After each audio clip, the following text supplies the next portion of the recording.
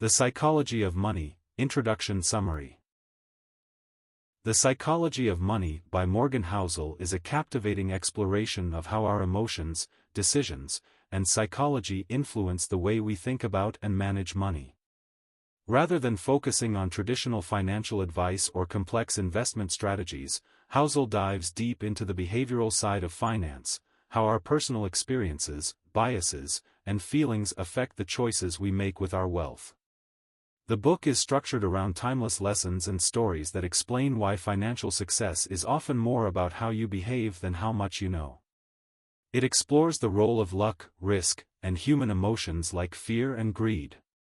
Housel demonstrates that managing money wisely isn't just about logic, it's about recognizing our own psychological patterns and learning to handle money in ways that align with our personal values, goals, and life experiences. Throughout the book, Housel uses real-world examples, historical figures, and famous investors to show that wealth building is about patience, humility, and self-awareness. In the end, the greatest value of wealth isn't the ability to buy more things, but the freedom and control over your life that it provides. In this video, we'll break down each chapter of the book to uncover the core lessons and practical takeaways that can reshape the way you think about and handle money. Chapter 1: No One's Crazy. Housel opens by introducing a key concept: people's financial decisions are deeply shaped by their own experiences, which makes everyone's approach to money different and, in their own context, rational. For example, someone who lived through the Great Depression would likely develop a cautious approach to saving and investing, even in a prosperous economy, because they learned to fear financial ruin. In contrast, someone who grew up during a booming stock market may be more comfortable taking risks. People's unique experiences color their perception of financial risk, opportunity, and security. This subjectivity is crucial to understanding why two people can make opposite financial decisions and still be acting rationally within the framework of their life stories. Essentially, Housel argues that no one is truly crazy when it comes to money. Everyone is simply doing what feels right based on their background and experiences. Example: Housel contrasts someone who lived through the 1929 stock market crash and avoids the stock market for the rest of their life, with someone raised in the 1990s tech boom who eagerly embraces risky tech investments. Both are responding to the environments that shaped them. Action, Chapter 1: No One's Crazy. Take a moment to reflect on your financial behavior. What experiences shape the way you handle money? Write down the life events or financial lessons you've experienced and recognize how they influence your decisions today. Chapter 2: Luck and Risk. In this chapter, Housel highlights the often overlooked roles of luck and risk in financial outcomes. He shares the story of Bill Gates, who had access to one of the only high school computers in 1968, a lucky break that allowed him to practice coding for hundreds of hours, eventually leading to Microsoft's creation. On the other side, he tells the story of Kent Evans, Gates' equally brilliant friend who died in a tragic accident. Both were talented and ambitious, but one became a billionaire, and the other never had the chance. Housel stresses that while we like to believe success is a product of hard work and smart choices, chance events like luck and risk often play an equally significant role. Sometimes, success comes down to being in the right place at the right time, and failure can happen despite all the right moves due to risks beyond our control. Example: Bill Gates is often celebrated for his genius and entrepreneurial spirit, but his early access to a computer was largely luck. Kent Evans, a bright friend of Gates, had the potential for similar success but died young, showing how risk can thwart even the best-laid plans. Action, Chapter 2: Luck and Risk. Acknowledge how luck and risk have influenced your own financial journey. Write down examples of where good fortune played a role in your success and where risks affected your plans. This can help you stay grounded, humble, and cautious about future decisions. Chapter 3: Never Enough. In this chapter, Housel tells the story of Rajat Gupta, a man who had climbed from poverty to incredible wealth as the CEO of McKinsey. Despite his success, Gupta got involved in insider trading, driven by a desire for even more wealth and status. His inability to recognize when he had enough eventually led to his downfall and imprisonment. Housel emphasizes the importance of knowing when to stop. Many people who achieve wealth and success fall into the trap of endlessly chasing more. This constant pursuit can lead to bad decisions and financial ruin. Wealth can become a treadmill. Unless you define what enough looks like, you'll keep running after more, even when you no longer need it. Example: Rajat Gupta had achieved everything, money, power, and influence, but because he didn't have a clear sense of what enough was, he risked everything to gain more. His story shows how dangerous it is to let greed overshadow good judgment. Action, Chapter 3, Never Enough. Define what enough looks like for you. Write down a clear vision of your financial goals, including the point at which you will feel satisfied and secure. Keep this vision in mind to avoid being consumed by the pursuit of more wealth. Chapter 4, Confounding Compounding. This chapter is all about the power of compounding, a concept that many people overlook when it comes to wealth building. Housel highlights that while Warren Buffett is known for his stock-picking genius, the real reason for his immense fortune is that he started investing when he was 10 years old and continued for decades. His wealth didn't come from one big, lucky investment but from decades of letting his money grow. Most of Buffett's wealth was earned after his 60th birthday due to the exponential growth of compound interest. Compounding is powerful because it grows over time. While the early stages of compounding may seem slow, the growth becomes exponential the longer it's allowed to run. The lesson here is that time in the market matters more than trying to achieve extraordinary short-term gains. Example: Warren Buffett's fortune is largely due to the fact that he started investing early and let his money compound over decades. Most of his wealth was accumulated after his 60s, proving that time is the key to massive wealth growth. Action, Chapter 4, Confounding Compounding. Start saving and investing as early as possible, even if you start small. Set up an automatic contribution plan and give your money time to grow. Write down a long-term investment plan that focuses on compounding over the years. Chapter 5, Getting Wealthy versus Staying Wealthy. Housel makes an important distinction between the skills needed to get wealthy and the skills needed to stay wealthy. He explains that getting rich often involves risk-taking, boldness, and aggressiveness, while staying rich requires a shift to more cautious behavior. The story of Jesse Livermore, a stock trader who made millions in the 1929 stock market crash but later lost everything, illustrates this point. Livermore's downfall was his inability to transition from an aggressive, risk-taking mindset to one of preservation.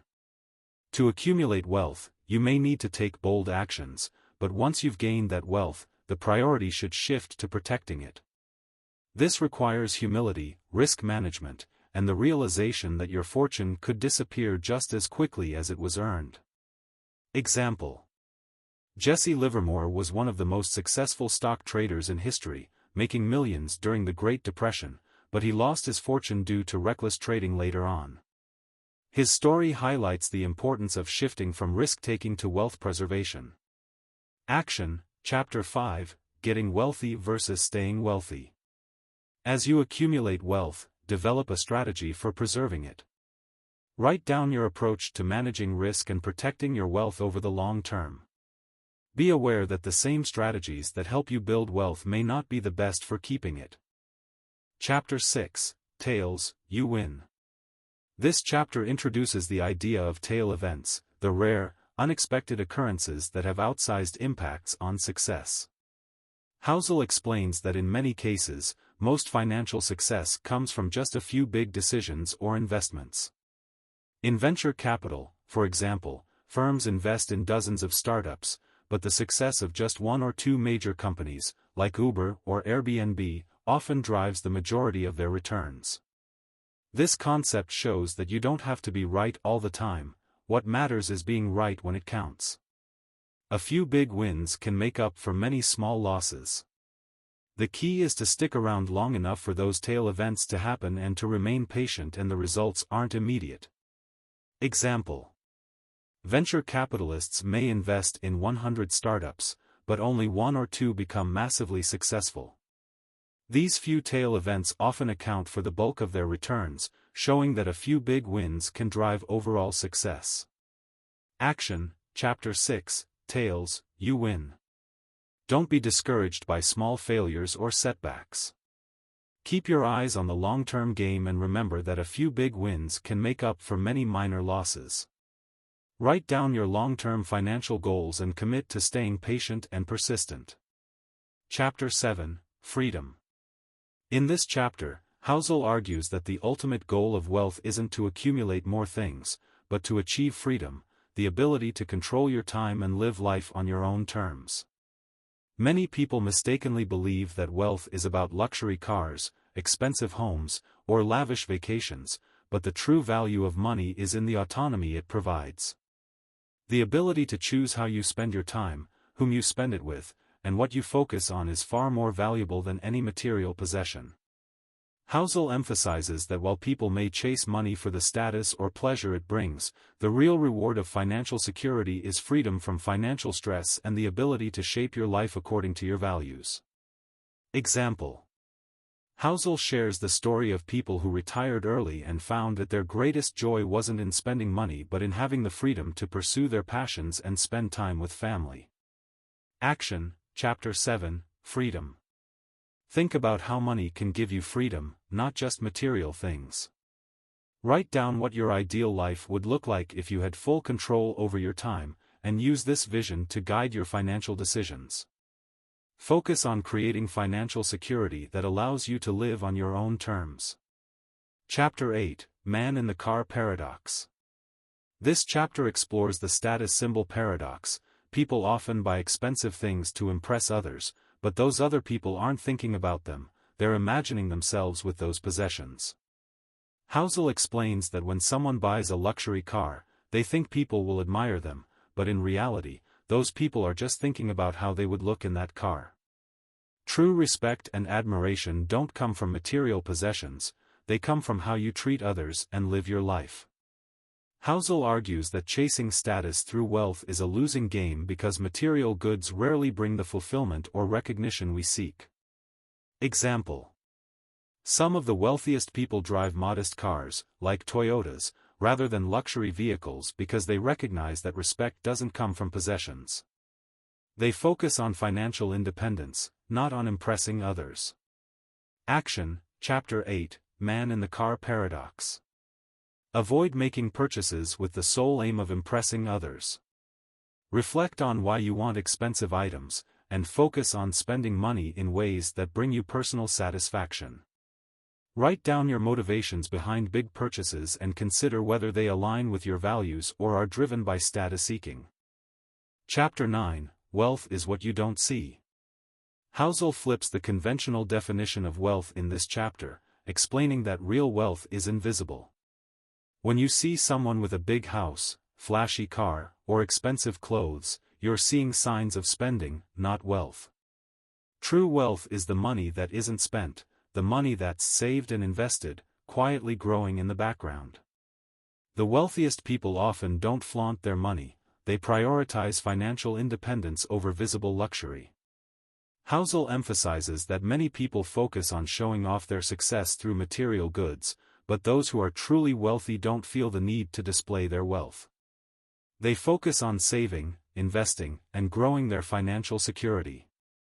Example: someone driving a modest car and living in a smaller house may have millions invested in assets, while someone living lavishly might be deeply in debt. The real wealth isn't in what you see, it's in the money that's saved and invested. Action, Chapter 9, Wealth is What You Don't See.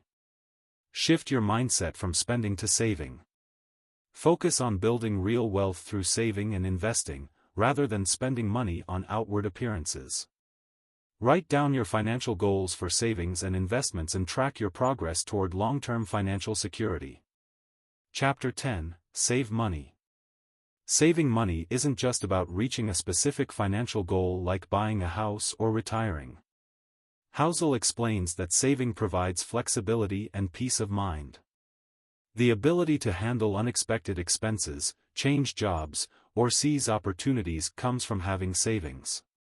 He argues that even if you don't have a specific reason to save right now, the flexibility it gives you in the future is reason enough. Saving isn't just about hitting a certain number, it's about gaining the freedom to live life without financial stress. Housel encourages readers to make saving a regular habit, even when there's no immediate need for the money. Example. Housel shares the example of people who were able to change careers, leave stressful jobs, or take advantage of new opportunities because they had built up savings, giving them the flexibility to make these life changes. Action, Chapter 10, Save Money. Start saving consistently, even if you don't have a specific goal in mind. Set aside a portion of your income each month and build an emergency fund that will give you financial flexibility in the future. Write down your savings plan and make it a priority to build this financial cushion. Conclusion. The Psychology of Money by Morgan Housel provides a refreshing and insightful look into the ways we think about, handle, and interact with money. Through engaging stories and real-world examples, Housel shows us that financial success isn't just about numbers and strategies, it's about understanding our own behavior, emotions, and psychology. Each chapter highlights different aspects of money management, from the importance of compounding to the dangers of greed, and emphasizes that personal freedom, security, and peace of mind are the ultimate goals of wealth. By reflecting on these lessons and putting the actionable steps into practice, readers can reshape their relationship with money and make better decisions for long-term financial well-being. End of the book summary. Thank you. Book Briefs, Simplifying Insights, Saving Your Time.